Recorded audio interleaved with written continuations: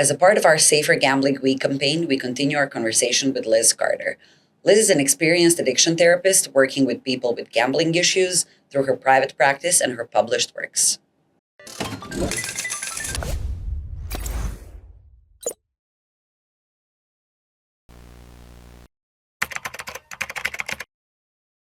As a part of this campaign, we surveyed 500 UK-based sports bettors on their gambling habits and related issues. When replying, 22% of them said they would ask a gambling therapist for advice on how to spot the signs of problem gambling in themselves and in others. Let's hear what Liz can tell us about that.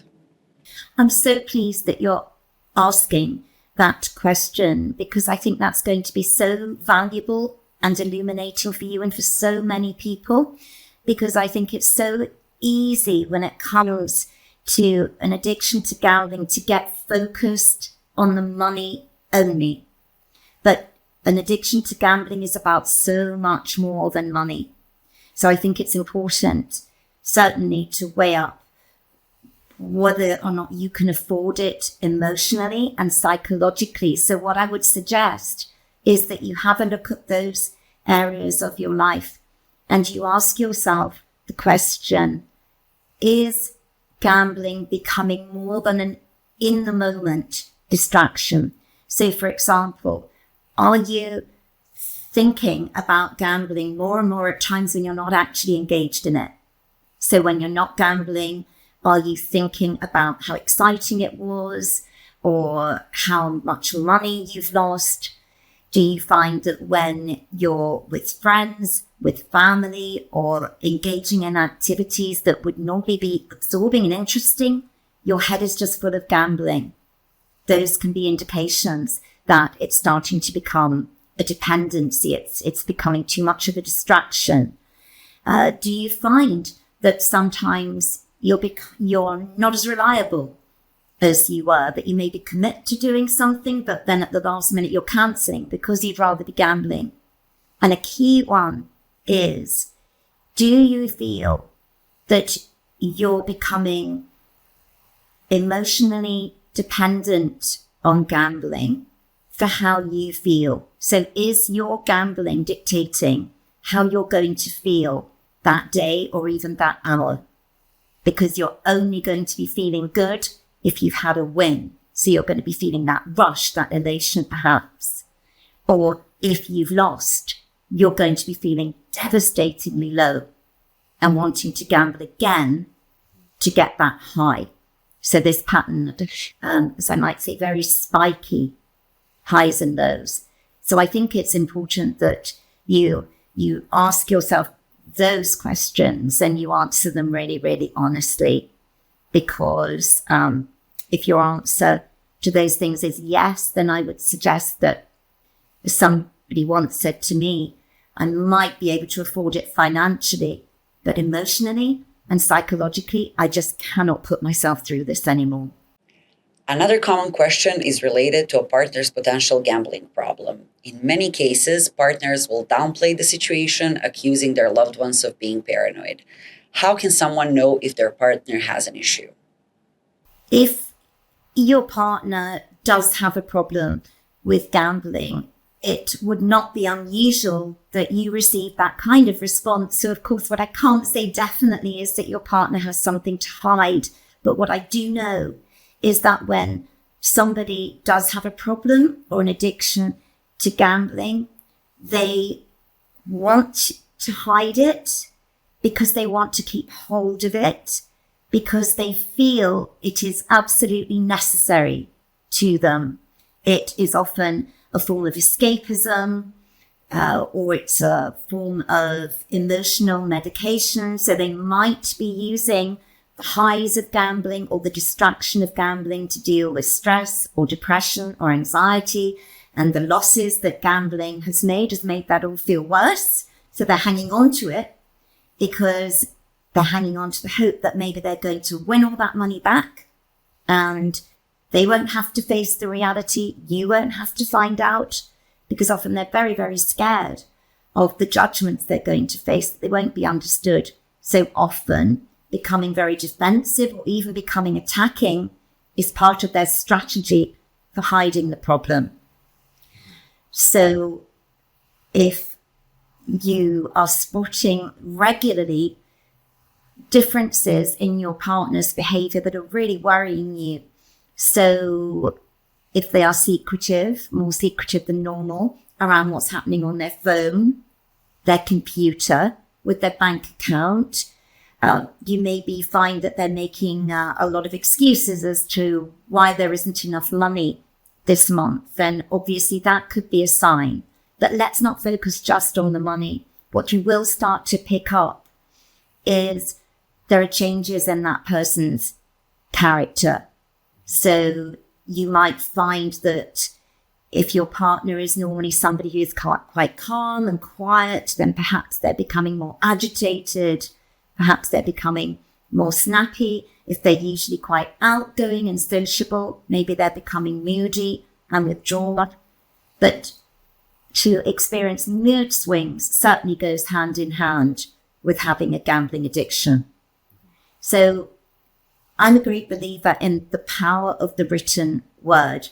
So if you've attempted a conversation and you've been met with attack or defense, then I'd suggest don't give up. If you feel that you can write a letter or an email, I wouldn't just put it in a message, but I would take this seriously and write something that is quite meaningful, that you could bullet point it and say that I am seriously concerned and I'm wondering if you do have a problem for these reasons. And I would just keep it very, very simple. And you could also include in that note some sources of help and support that are available. And if your partner does open up to you, then what I would suggest you do is, again, you're open to listening to what it is they have to say. And I think a lot of the time in those situations we worry because we think, well, I might not say the right thing. It is. But actually, if you can just listen and if you can just be patient, you're giving your partner such a wonderful experience, because I'm sure that they're imagining that if they do open up, they will not be understood, because often someone with a gambling addiction doesn't really understand what's going on themselves, beyond the fact they're terrified and they've lost more money they can afford and they're desperately trying to win it back. So if you can be open in that way, if you can listen and you can support them in seeking help, then you're really doing all that you can. That your other responsibility most certainly is to yourself. So whether or not your partner is willing to seek help, if you really feel they have a problem, or you find out that they have, then this is happening to you too, in a different way to your partner, but this is your experience too. And in many cases, I've seen partners become so obsessed with sorting out their partner's addiction problem that their own self-care just completely unravels.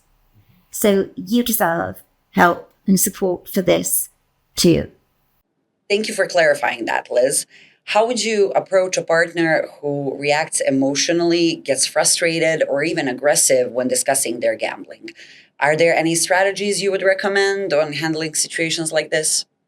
It's not unusual for someone to have a very intense emotional reaction when their gambling is discovered, because when gambling is addictive, it is all about escapism by that stage. It's all about avoiding what they feel is an intolerably painful reality, the reality of the money that they've lost, that they're desperately trying to chase back, the damage that they feel they've done to themselves and to you, their partner, and to their family and friends.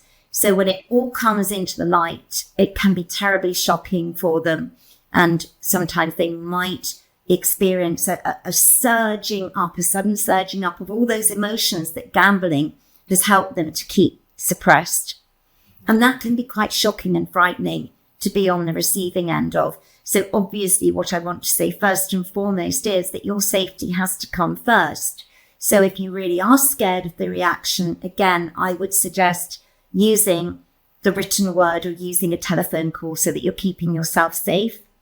But if you don't feel that you're at physical risk, then again, what I'd suggest is you do the opposite to what your partner is doing. So you try really hard to just keep yourself relaxed. You can focus on your breathing. It sounds so simple, but if we can manage our breath, we can manage our anxiety.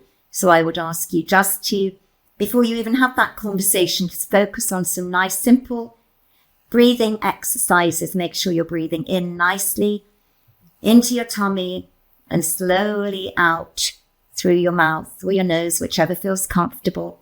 Keep a nice, relaxed posture, nice, relaxed body language, and try and keep your voice nice and slow and calm.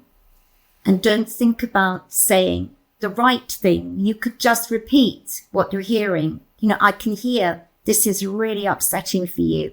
I can hear this is really scary for you. It's just reflecting that you're hearing that person. But you're letting them know that you are there for them and that there is hope. Because somebody in that situation is probably going to be terrified that when it comes out into the light of day, everything is going to be lost. The money's lost. Relationships are lost. Life is over. So if you're going to stand by that person, let them know that. And maybe what you could do is already have sourced some help and support that is out there. So they've got that sense of, and this is what happens next. This is where you can get help, because hanging on to that hope is so, so important. They won't see that. So giving them that hope and keeping that hope for yourself, because I promise you, I've seen over the years so many people come in to see me here and they are without hope. But what I have found consistently across the board is that you can stop gambling behavior using the right tools and strategies within about 4 weeks. And then if you stay and help and support and you work out what the underlying reason for it is, and you address that, you lower your exposure to the things that are triggering gambling, and you learn alternative ways of managing things like stress, depression, anxiety, the triggers for the addiction. It is entirely possible to have a life free of addictive gambling and actually thrive in your life more than you've ever done before, because you understand yourself better and you've created a life that feels more right and authentic for you as a result. Join us in the next episode as we discuss ways to deal with the financial impact of betting addiction.